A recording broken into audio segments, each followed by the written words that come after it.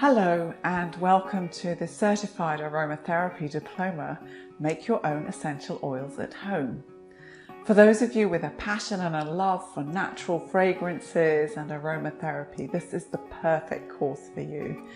In this course, I will show you 12 different techniques to extract essential oils from flowers and herbs and aromatic substances to create your very own essential oil infused products.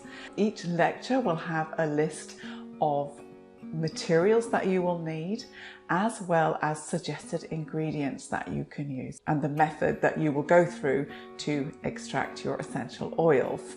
Not only that, with each technique that you will learn, we will make a product that you can use at home.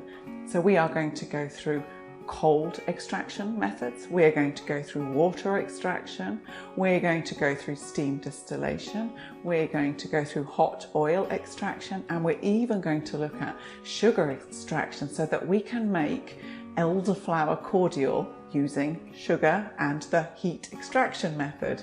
So 12 wonderful methods and 12 wonderful recipes, and we will cover making perfumes, furniture oil, salad oil, natural products for the bathroom, clove oil, which you can use as a product to help with tooth problems, room sprays, massage oils, and much, much more.